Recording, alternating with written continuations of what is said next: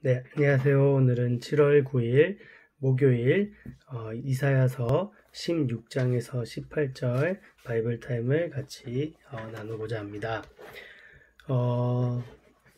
먼저 16장부터 같이 보려고 하는데요.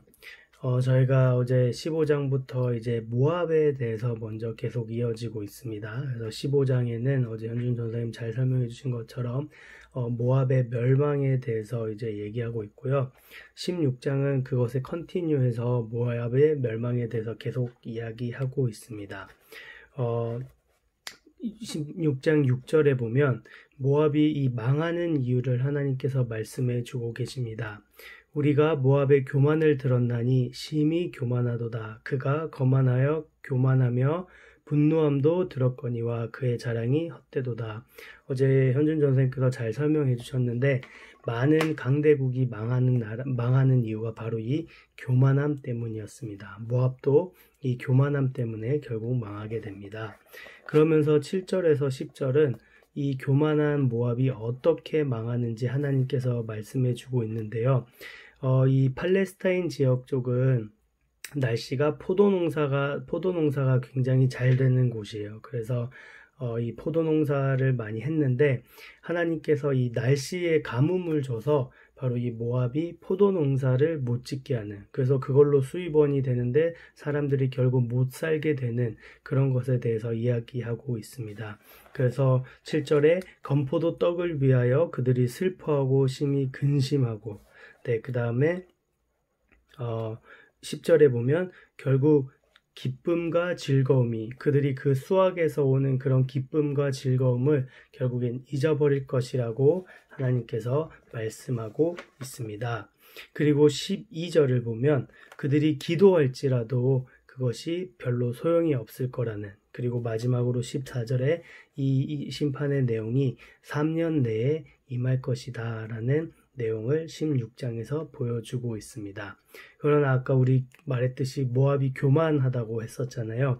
이런 말씀을 듣고도 그들은 교만하여서 회개하지 아니하고 결국 아수르에 의해서 멸망을 당하게 됩니다. 그리고 17장으로 이제 넘어가면 이 멸망의 심판의 내용이 바뀝니다. 모압이 아니라 여기서는 다메섹과 에브라임, 그리고 이 아수르에 대한 심판이 하나님께서 또 17장을 통해서 말씀해주고 계십니다.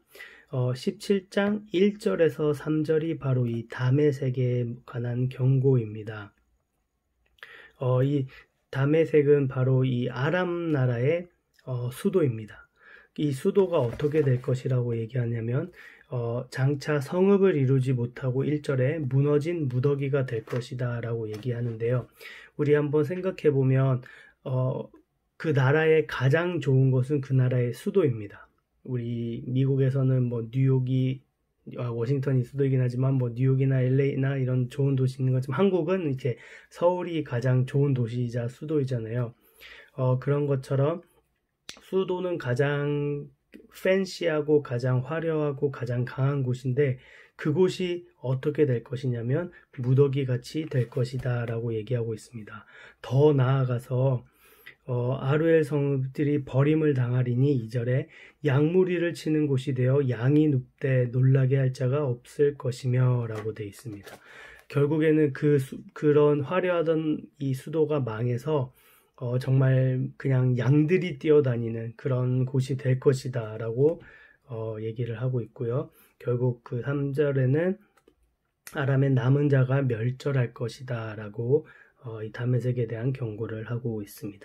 그리고 4절에서부터 11절은 이 에브라임에 대한 경고가 하나님께서 하고 있습니다. 4절에 그날에 야곱의 영광이 쇠하고 그의 살찐 몸이 파리하리니 하면서 그들의 모습이 어떨 거냐면 5절에 마치 추수하는 자가 곡식을 거두어 가지고 그의 손으로 이삭을 벤 것 같고, 우리가 추수하기 전에는 막 곡식들이 풍성하게 있어서 굉장히 꽉 차 보이고 너무나 좋잖아요. 근데 그것을 다 추수하고 나면 굉장히 헝하게 막 몇 가닥 이상만 남아있는 그림을 우리가 그릴 수 있죠. 마치 그것이 이 북이스라엘의 모습과 같을 것이다 라고 얘기하는 것입니다. 그러나 그러나 이 북이스라엘에는 하나님의 은혜가 남아 있습니다. 6절에 보면 그 가운데 두세 가지가 남고 네다섯 개가 남음같이 하나님께서 그 가운데서도 은혜를 베푸셔서 조금은 남는 자가 있을 것이다 라고 이제 얘기를 하고 계십니다. 그리고 7절에 그날에 그래서 그 남은 자들이 다시 한번 회복되어서 하나님을 바라보고 하나님께로 돌아가는 모습이 그려져 있고요. 8절에는 그 회개의 내용으로 그 제단을 바라보지 아니하고 우상 숭배하던 것들을 다 물리친다라는 것을 이야기하고 있습니다. 그리고 이 에브라임이 왜 이렇게 그래도 이렇게 고난을 당하고 심판을 받을 것이냐면 10절에 이게 나와 있는데요. 바로 네가 내 구원의 하나님을 잊어버리며 내 능력의 반석을 마음에 두지 아니한 까닭이다 라고 얘기합니다. 사실 지금 이 17장 1절에서부터 보면 바로 아람과 이 북이스라엘에서 함께 묶어서 얘기를 하고 있잖아요. 이게 왜냐면 우리 아까 전에 이사야 7장에 보면 아시겠죠? 6장 7장에 이사야 7장에 보면 바로 이 아람 왕과 북이스라엘이 연합을 맺어서 유다로 쳐들어옵니다. 아하스 왕 때. 네. 정말로 형제 같은 이 나라를 쳐들어온다라는 것이 거기다가 정말 하나님이 다스리고 있는 그 땅에 알면서도 그 쳐들어온다라는 것이 하나님께서는 뭐라고 표현하냐면 네가 구원의 하나님을 잊어버리고 내 능력의 반석을 마음에 두지 않았다라고 표현을 하시면서 결국 이 북이스라엘도 심판할 것을 하나님께서 말씀하고 계십니다. 그리고 12절에서부터 14절은 바로 이 아수르에 대한 이야기입니다. 12절은 이렇게 말합니다. 슬프다 많은 민족이 소동하였으되 바다 파도가 치는 소리같이 그들이 소동하였고, 이 슬프다 많은 민족이 소동하였으되 이게 뭐냐면 아수르가 점점점 강대해져서 많은 나라들을 다 격파하고 정복하고 다닙니다. 그래서 이 많은 민족들이 슬퍼하고 소동하고 있다라는 것을 얘기하는데 마치 그것이 큰 물이 몰려옴 같이 굉장히 강하고 빠르게 아수르가 이 점령하는 것을 이 큰 물이 몰려온다라는 표현으로 그려주고 있습니다. 그러나 13절에 보면 열방이 충동하기를 많은 물이 몰려옴 같이 하나 주께서 그들을 꾸짖으시리니 그들이 멀리 도망함이 산에서 겨와 바람에 흩어짐 같겠고 폭풍 앞에 떠도는 티끌 같을 것이라. 결국 그들이 그렇게 강하게 몰아붙이는데도 하나님께서 꾸짖으시니까 바람에 이렇게 후 하면 날아가는 겨와 같다라는 또 심판의 내용을 하나님께서 해주고 계십니다. 그리고 이 18장에는 구스의 나라에 대해서 얘기하고 있습니다. 구스에게서는 이 1절에서 3절은 강한 나라에 사절을 보내라 라고 얘기하고 있습니다. 이 구스라는 나라가 이제 그 누비아 이제 애굽과 같이 붙어 있는 그 아프리카 그쪽의 나라인데요. 그 나라에게 처음에 하나님께서 말씀하시는 거는 2절에 갈대배를 물에 띄우고 그 사자를 수로로 보내며 이르기를 민첩한 사절들아 너희는 강들이 흘러 나누인 나라로 가되 장대하고 준수한 백성 곧 시초부터 두려움이 되며 강성하여 대적을 밟는 백성에게로 가라 하는도다. 이들에게 너희도 강한 나라에게 가서 사절을 보내고 이렇게 빌붙어라 이렇게 얘기를 하시는 것이죠. 그러면서 또 하나님께서 하시는 말씀이 4절에 여호와께서 이르시되 내가 나의 처소에서 조용히 감찰함이 죄인은 일광 같고, 그러나 하나님께서는 그 정말 햇빛이 모든 땅에 비추는 것처럼 이 세상을 감찰하고 계시다라고 하고 있습니다. 그러면서 하나님께서 이 구스 나라도 심판하실 것을 5절, 6절에 대해서 말씀하고 있습니다. 그리고 재미있는 것이 7절을 보면 다시 2절이 반복되고 있습니다. 아까 그 강대한 나라, 중소한 나라로 사절을 보내라고 하잖아요. 근데 그 나라 사람들이 어떤 일을 하냐면 바로 만군의 여호와께 드릴 예물을 가지고 만군의 이름에 이름을 두신 곳 시온산에 이르리라 라고 말씀하고 있습니다. 결국 이 구스가 의지하려는 그 강한 나라조차 하나님의 게 결국 굴복되고 하나님을 예배한다라는 것으로 이제 오늘 18장을 마치게 되는데요. 제가 오늘 나누고 싶은 말씀은 17장 13절 말씀입니다. 열방이 충돌하기를 많은 물이 몰려옴과 같이 하나 주께서 그들을 꾸짖으시리니 그들이 멀리 도망함이 산에서 겨가 바람 앞에 흩어짐 같겠고 폭풍 앞에 떠도는 티끌 같을 것이라. 네, 아까 말씀드렸다시피 이것은 이제 아수르에 대한 얘기인데요. 여기서 제가 두 가지를 좀 나누고 싶은데 첫 번째는 하나님이 가장 강하시다라는 것입니다. 이 아수르가 굉장히 강해지고 있었어요. 굉장히 강해지면서 그 이스라엘 주변 나라도 결국에는 모압도 처리하고 정복하고 북이스라엘도 정복하고 이렇게 되는데 이 아하스 왕이 너무나 잘못했던 것이 뭐냐면 이 처음에 북이스라엘과 아람이 쳐들어왔을 때 아하스 왕이 그 아수르 왕에게 나아갑니다. 네, 그래서 아수르 왕에게 나가서 아수르 왕에게 도움을 청합니다. 그러면서 하는 말이 나는 왕의 신복이요 왕의 아들이다 라고 하면서 이스라엘을 도와달라고 하면서 여호와의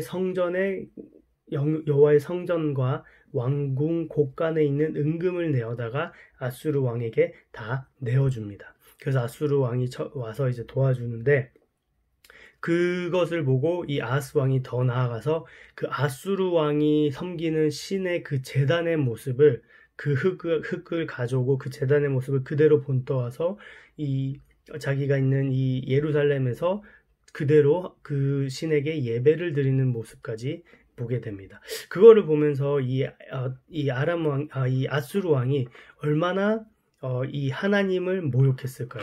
정말로 얼마나 하나님께서 약하시면 이 사람이 보기에 자기의 신을 섬기지 않고 나를 섬기는, 그래서 내가 더 강하다, 내가 이 모든 나라를 점령하고 있으니 내가 섬기는 신이 제일 강하다라고 이 왕은 생각하고 있었겠죠. 그러나 하나님께서 뭐라고 말씀하시냐면 주께서 그들을 꾸짖으시리니 그들이 멀리 도망함이 산에서 겨가 바람 앞에 흩어짐 같다라고 얘기를 합니다.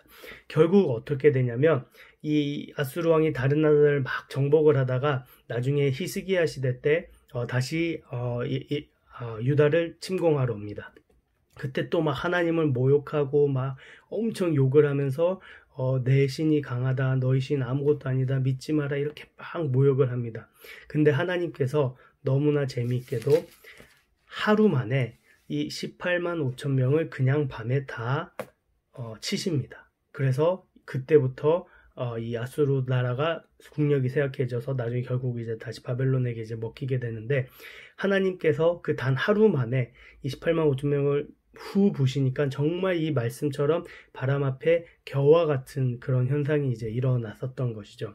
이것을 보면서 우리가 먼저 알 수 있는 것은 정말로 우리가 세상 가운데서 살아가면서 정말로 산과 같고 정말로 이 바위와 같은 정말로 저 악한 것들, 또 내 안에 있는 이 시험들, 너무나 큰 것들, 그 마귀의 모든 유혹들, 이런 것에서부터 우리가 승리할 수 있다는 거죠. 그 승리는 바로 하나님께서 우리와 함께 하시기 때문에, 하나님이 우리의 아버지 되시기 때문에, 하나님이 더 강하시기 때문에 우리가 하나님을 붙들고 나아갈 때 이 모든 것으로부터 우리가 승리할 수 있습니다. 그래서 먼저 오늘 하루 여러분들 살아가실 때 정말로 다시 한번 하나님을 붙들고 나의 강함 대신 하나님을 붙들고 나아가며 승리하는 여러분들 되기를 소망합니다. 두 번째는 하나님이 결국 모든 이에게 예배를 받을 것이다 라는 것입니다. 아까 18장 7절 말씀인데요. 그때 강들이 흘러 나누인 나라와 장대하고 준수한 백성 곧 시초부터 두려움이 되며 강성하여 대적을 밟는 백성이 만군의 여호와께 드릴 예물을 가지고 만군의 여호와의 이름을 두신 곳 시온산에 이르리라. 아까 이 구스 백성들이 결국 이제 자기들이 찾아간 강대한 나라가 결국 그 나라가 하나님을 이제 예배한다라는 것이 이 거의 주된 내용인데요. 결국 이 하나님의 강함 앞에, 하나님의 완전하신 하나님 앞에 모든 것이 무릎을 꿇게 될 것입니다. 그렇기 때문에 우리가 다시 한번 믿음을 가지고 나아갈 수 있습니다. 왜냐하면 결국에는 하나님께서 승리하실 것이기 때문입니다. 이미 승리하셨고 결국 그 승리가 그 심판의 날에 완전히 온전한 성취로 우리가 이제 보게 될 것인데, 그때 모든 나라와 족속과 백성과 민족들이 모여서 이 하나님을 예배하는 모습을 보면 또 우리가 얼마나 감격이 될지 참 감사합니다. 그리고 이 구절을 보다가 좀 재미있는 구절을 좀 묵상을 하다가 이 구스에 대해서 묵상을 하다가 이 구스가 결국 에티오피아라는 나라입니다.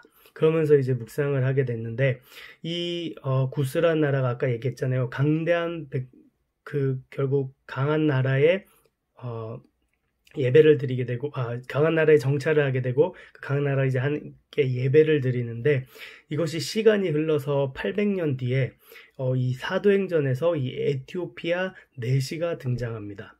이 재정을 맡고 있는 결국 재무부 장관 같은 정도의 급의 이제, 사람인데요. 이 사람이, 하나님께 예배를 드리러, 예루살렘으로 나아갑니다.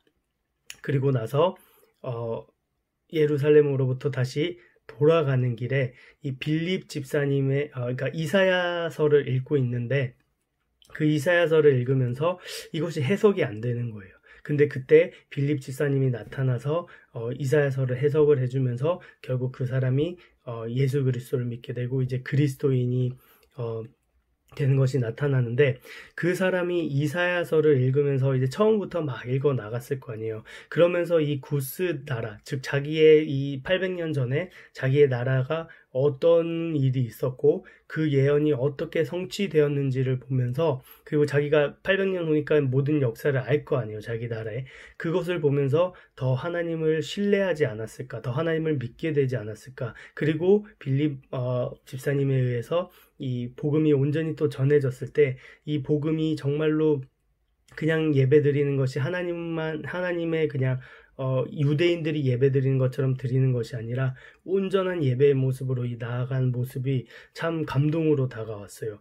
이것이 그냥 여기서만 끝나는 것이 아니라 800년 뒤에도 하나님께서 성취하고 계셨구나. 정말 이 말씀을 통해서 그 에티오피아 내시에게도 하나님께서 이 말씀을 성취해 주셨구나. 이런 것이 참 감사함으로 다가왔습니다. 그것이 우리에게도 마찬가지겠죠. 우리의 삶 가운데서 정말 하나님을 예배하는 자리의 모습으로 우리가 더 나아갈 수 있도록 하나님께서 오늘도 역사하고 일하고 계십니다. 그래서 오늘 하루 살아갈 때 우리가 강하신 하나님을 붙들면서 결국 우리가 모든 민족이 하나님을 예배하게 될 것을 우리가 다시 한번 기대하면서 오늘도 예배하는 마음으로 하나님 앞에 나아갔으면 좋겠습니다.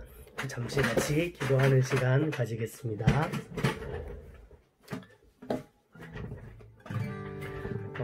방금 말씀처럼 오늘 또 말씀 붙들고 우리 삶에서 강하신 하나님, 그 무엇보다 강하신 하나님 붙들고 우리 또 나아갈 수 있는 저희 하루 될 수 있도록 우리 주여 세 번을 치고 기도하며 나가겠습니다. 하나님 아버지 감사합니다.